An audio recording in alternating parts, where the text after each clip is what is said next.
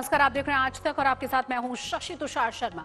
सुबह सुबह में सबसे पहले बात करेंगे लॉकडाउन की।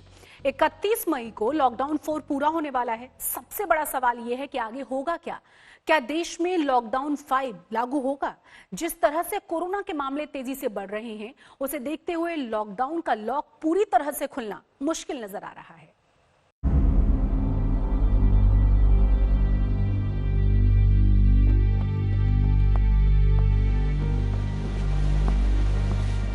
लॉकडाउन 4 के बाद क्या लॉकडाउन 5 होगा?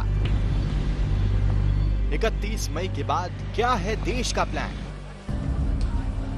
31 मई के बाद क्या होगा, ये सवाल हर किसी के मन में है। वैसे तो लॉकडाउन 4 में छूट की किश्त के साथ कई चीजें खुल गई हैं, लेकिन अब भी कई सेक्टर पर पाबंदियों का लॉक लगा है। और क्या ये लॉक 31 मई के बाद खुल जाएगा? इसकी तस्वीर जल्द ही साफ होगी। गुरुवार को गृह मंत्री अमित शाह ने सभी राज्यों के मुख्यमंत्रियों से बात की। लॉकडाउन 4 के हालात की समीक्षा हुई। गृह मंत्री ने राज्यों से लॉकडाउन 5 को लेकर उनकी राय जानी। आगे के प्लान पर बातचीत हुई। 31 मई के बाद राज्य क्या चाहते हैं, इस पर मंथन हुआ।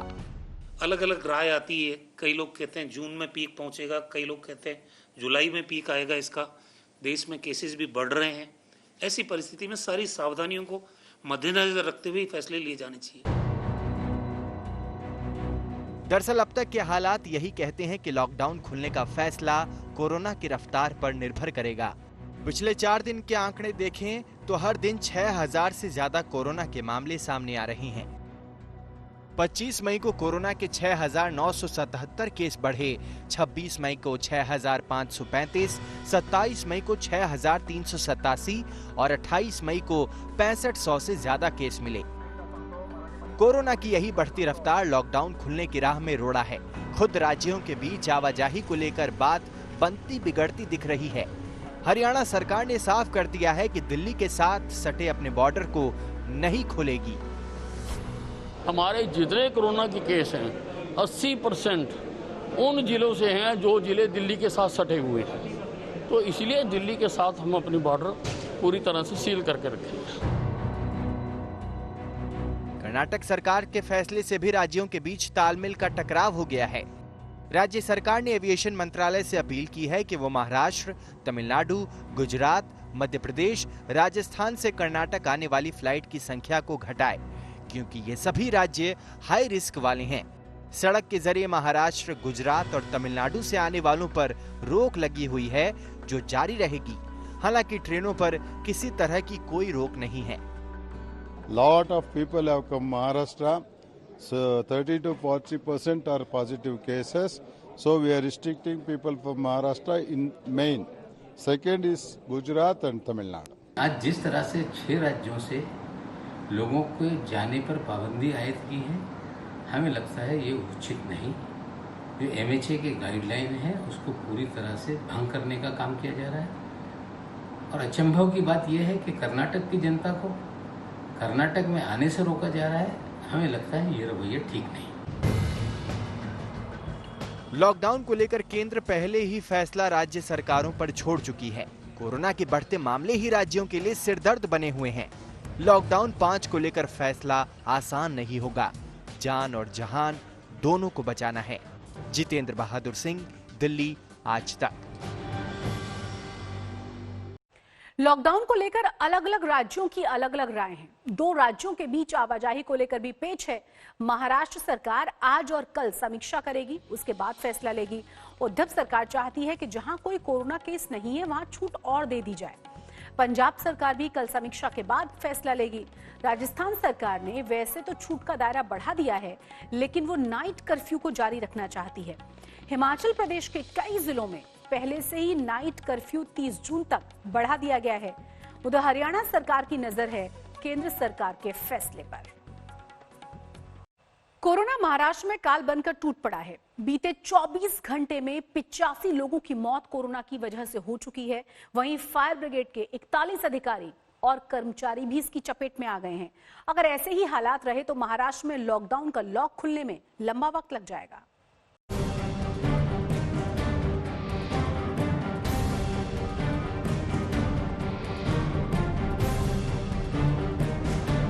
देश इस समय सबसे बड़े संकट से गुजर रहा है और उसमें भी महाराष्ट्र सबसे ऊपर है। पूरे देश के लगभग 1/3 कोरोना वायरस के केस इस राज्य में आ चुके हैं। लॉकडाउन और तमाम कड़े नियमों के बावजूद ये खतरनाक वायरस पूरी तरह से महाराष्ट्र को अपनी गिरफ्त में ले चुका है। बीते 24 घंटे में महाराष्ट्र में कोरोना के 2598 नए केस आए हैं, जबकि इसी 24 घंटे में कोरोना ने 85 लोगों की जिंदगी छीन ली। महाराष्ट्र में अब तक कुल केस 59,546 हो गए हैं, जबकि 1,982 लोगों की अब तक कोरोना से जान जा चुकी है। बात अगर महाराष्ट्र की राजधानी मुंबई की करें तो यहाँ हालात पूरे राज्य में सबसे चिंताजनक हैं। कोरोना के खिलाफ जंग में फ्रंट फुट पर काम कर रहे न सिर्फ मुंबई पुलिस के जवान, बल्कि अपनी जान पर खेलकर लोगों को बचाने वाले फायर ब्रिगेड के कर्मचारियों और अधिकारियों पर भी कोरोना का कहर टूटा है। पुलिस के बाद अब फायर ब्रिगेड के 41 जवान इस वायरस के चपेट में आ चुके हैं। इसमें से 22 फायर ब्रिगेड के अधिकारी और जवान इस समय अस्पताल में भर्ती हैं। इस 22 में से 4 की हालत सीरियस है और इन्हें आईसीयू में एडमिट किया गया है, जबकि 14 अधिकारी और जवान पॉजिटिव आने के बाद से होम क्वारंटीन हैं। अभी तक 3 कर्मचारी डिस्चार्ज हो चुके हैं, जबकि कोरोना 2 की जान ले चुका है। अब मुंबई के सामने सबसे बड़ी चुनौती आम आदमी के साथ साथ कोरोना वॉरियर्स की देखभाल करने और कोरोना को आगे फैलने से रोकने की है। सौरभ वक्तानिया के साथ साहिल जोशी, मुंबई, आज तक। गुजरात से बिहार जा रही एक प्रवासी मजदूर महिला की प्लेटफॉर्म पर मौत की खबर अब सियासत की सुर्खियों में आ चुकी है। दोनों बच्चे कटिहार में नानी के घर पर हैं, जहां नेताओं का जमावड़ा लगा रहता है। इसी बीच पटना हाईकोर्ट ने नीतीश सरकार को जवाब तलब किया है, जिसकी अगली सुनवाई होनी है 3 जून को। मां की चादर खींच खींच कर खेल रहा मासूम अब बार बार रोने लगता है। अगर बोलना जानता तो पूछता कि घर में इतने लोगों की भीड़ है, लेकिन मां का चेहरा कहीं दिखाई क्यों नहीं देता। छोटी उम्र का बड़ा भाई अपनी तरह से उसे दिलासा देता है, लेकिन ये बात उसकी समझ में भी कहां आएगी कि नानी के घर में इतने सारे लोग क्यों आ गए। कोरोना संकट के बीच अलग अलग पार्टी के नेता इस कच्चे मकान में लगातार आ रहे हैं। आरजेडी नेता तेजस्वी यादव ने परिवार से फोन पर बात की और 5 लाख रुपए का चेक दिया गया। 5 लाख रुपए हम लोग सहयोग कर रहे हैं, 5 लाख रुपए देकर के। ये भरोसा भी दिया कि बच्चे की पढ़ाई का खर्च उनकी पार्टी देगी और घर के एक सदस्य को बिहार में ही नौकरी मिलेगी। अरबीना को क्या मालूम था उसकी गुमनाम जिंदगी के आखिरी पड़ाव के बाद कैसी हलचल मचने वाली है। 2 बच्चों के साथ एक छोटी सी गृहस्थी थी जो 3 तलाक के बाद बिखर गई। पति ने छोड़ दिया तो 2 बच्चों की परवरिश की जिम्मेदारी ने उसे इतना हौसला दिया कि वो मजदूरी करने अहमदाबाद पहुंच गई। लॉकडाउन में काम छिन गया, रोजी रोटी का जुगाड़ मुश्किल हो गया तो अब्बा को फोन किया। जहां तहां से पैसे मांगकर 3000 रुपए भेजे गए। ये पैसे भी कब तक चलते, सो अरबीना ने घर वापस लौटने का फैसला किया। प्यास से ये हुए, खाना नहीं मिला, पानी में नहीं मिला। कहाँ? ट्रेन में यही वजह में वो दम तोड़ दिया। गर्मी उतना गर्मी भी है, खाना नहीं मिला और पानी भी नहीं मिला, तो वो क्या करेगा। गर्मी और खाना और पानी नहीं मिलेगा तो वो तो दम तो टूटेगा ही। हंगामा बहुत हुआ, लेकिन न तो उसका पोस्टमार्टम हुआ और न ही अभी तक बच्चे का टेस्ट हुआ है। अब उसकी मौत की वजह को लेकर अपने अपने दावे और खंडन जारी किए जा रहे हैं। इस बीच पटना हाई कोर्ट ने अरबीना की मौत के मामले में स्वतः संज्ञान लेते हुए नीतीश सरकार से जवाब मांगा है। अरबीना ने जिंदगी के कितने सपने जोड़े थे और कितने टूट गए, कोई नहीं जानता। वो अपनी लड़ाई अकेले ही लड़ रही थी। अब अरबीना की मौत का मामला कोर्ट में है। 3 जून को अगली सुनवाई है। इंसाफ क्या होगा, तारीख इसकी गवाह बनेगी। कटिहार से विपुल राहुल के साथ रोहित सिंह, पटना, आज तक। टिड्डियों के हमले का खतरा दिल्ली एनसीआर तक पहुंच चुका है। खतरे से निपटने के लिए दिल्ली सरकार तैयारियां कर रही है। नोएडा में भी किसानों को अलर्ट कर दिया गया है। पाकिस्तान से राजस्थान में घुसपैठ करने वाली टिड्डियां कई राज्यों में फसलों को बर्बाद कर रही हैं।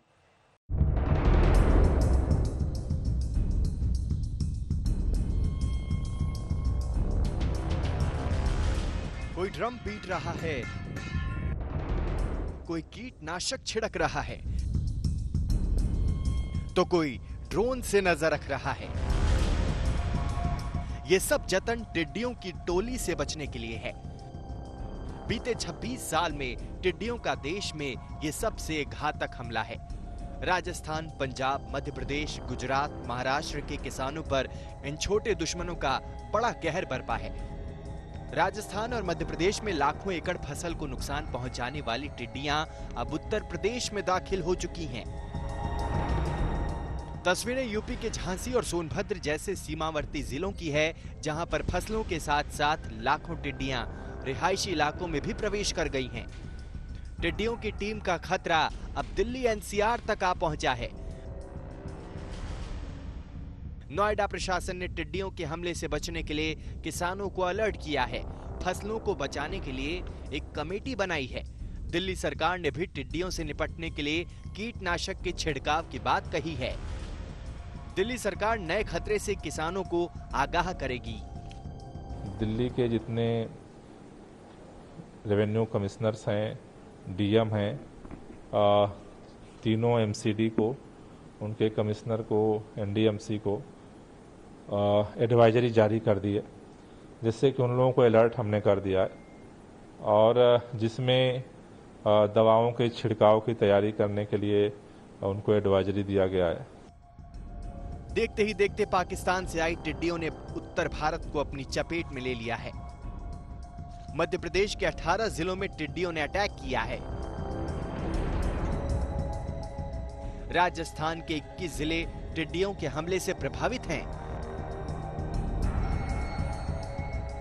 धौलपुर और श्री गंगानगर में भी टिड्डी दल ने फसल को भारी नुकसान पहुंचाया है।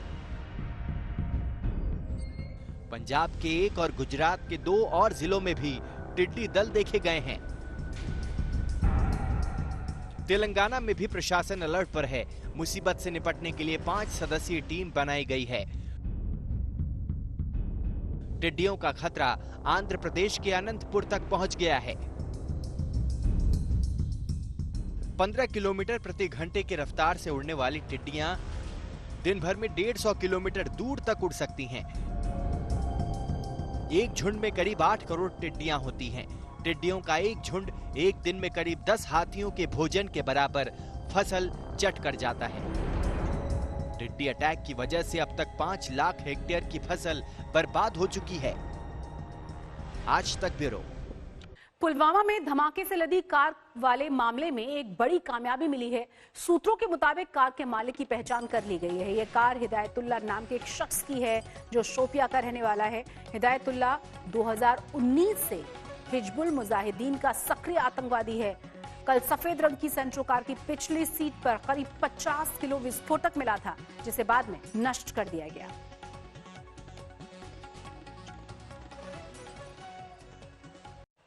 यूपी के फतेहपुर में उस वक्त लोग चौंक गए जब केंद्रीय मंत्री साध्वी निरंजन ज्योति अचानक एफसीआई के गोदाम में पहुंच गईं और वहां रखे हुए चावल की बोरियों को तुलवाने लगी।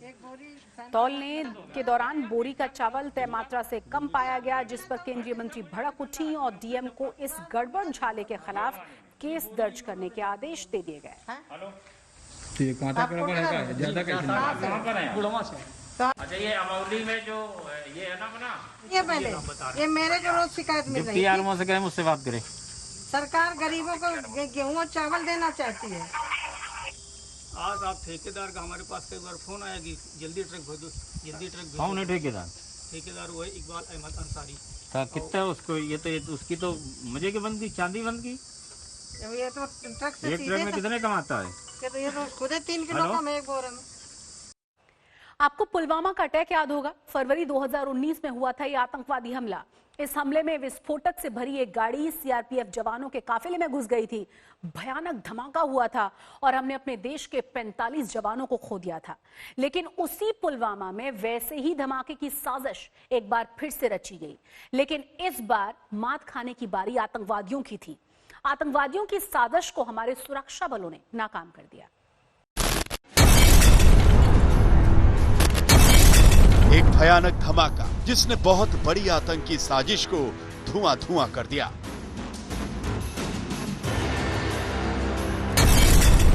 एक जबरदस्त विस्फोट जिसने आतंकियों के खूनी इरादों के परखच्चे उड़ा दिए।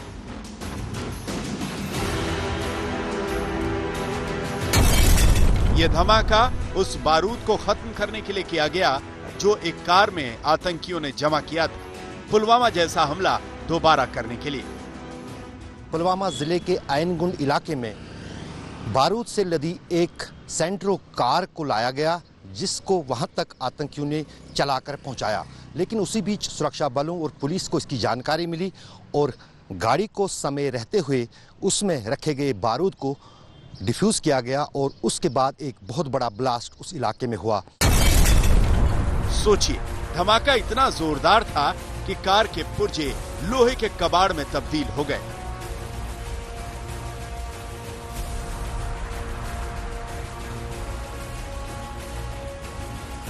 दरअसल ये 14 फरवरी 2019 को पुलवामा में हुए हमले को दोहराने की साजिश थी, जिसे समय रहते सुरक्षा एजेंसियों ने नाकाम कर दिया।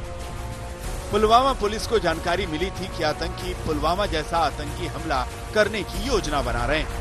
रात के करीब 11 बजे सुरक्षा बल के जवानों ने आखिरकार पुलवामा के आयनगुंड में सफेद रंग की ये कार देखी। इस कार में दुपहिया वाहन का नंबर प्लेट था। सुरक्षा बलों ने कार को रोकने की कोशिश की, मगर कार में बैठे आतंकी ने यू टर्न लेकर कार दौड़ा दी। आगे जाकर आतंकी कार छोड़कर भाग गया। हम लोगों को इत्तला था कि जैश मोहम्मद का मिलिटेंट इस कार्रवाई को करने वाला था और यह जंगे बदर के दिन ही करना था, क्योंकि उस टाइम में हम लोग बहुत सारी कार्रवाई प्रिवेंटिव मेजर लिए, तो हम लोग के प्रिवेंटिव और ऑफेंसिव ऑपरेशन के चलते उस टाइम में नहीं कर पाया। कार की तुरंत तलाशी हुई। कार के अंदर नीले रंग के एक बड़े ड्रम में विस्फोटक भरा हुआ था। बम डिस्पोजल स्क्वाड को तुरंत मौके पर बुलाया गया। तुरंत पास के गांव को खाली कराया गया और फिर इस ब्लास्ट के साथ बम को डिफ्यूज किया गया। इसके साथ ही एक बड़ी साजिश नाकाम हो गई। पुलिस के लिए राहत की बात यही है कि समय रहते हुए उन्होंने इस ब्लास्ट को डिफ्यूज किया, वरना अगर इसका निशाना सुरक्षा बल जो कि आतंकियों का निशाना था बनते तो कहीं न कहीं काफी ज्यादा क्षति इस ब्लास्ट से होती। बड़ा सवाल यह है कि कश्मीर में कड़ी सुरक्षा के बावजूद आतंकी कैसे विस्फोटक लाने में कामयाब हुए। बहुत ही क्रेडिबल इंफॉर्मेशन पुलिस को मिली, पुलवामा पुलिस को, कि एक ऐसा कार जो पुलवामा में इस्तेमाल किया था, व्हाइट सेंट्रो कार, जिसमें आईडीज तैयार होकर के रखी हुई हैं, इसको एक लोकेशन से दूसरी लोकेशन पे शिफ्ट किया जा रहा है। ये वही पुलवामा है जहां 14 फरवरी 2019 को सीआरपीएफ के काफिले पर आतंकी हमला हुआ था। हमले में 45 सुरक्षाकर्मी शहीद हुए थे। एक बार फिर आतंकियों ने पुलवामा में उसी तरह की तबाही की साजिश रची, लेकिन सुरक्षा एजेंसियों ने बड़ी चुस्ती से इसे तहस नहस कर दिया। श्रीनगर से अशरफ वानी और दिल्ली से कमलजीत संधू के साथ आज तक ब्यूरो। पुलवामा के राजपुरा में जिस कार को आतंकवादियों ने पकड़ा और उसमें रखा गया बारूद नष्ट किया गया, वो पिछले साल के आतंकवादी हमले की याद दिलाती है। ठीक ऐसी ही साजिश पिछले साल हुई थी। 2019 के आतंकी हमले और इस बार की साजिश में कई समानताएं हैं।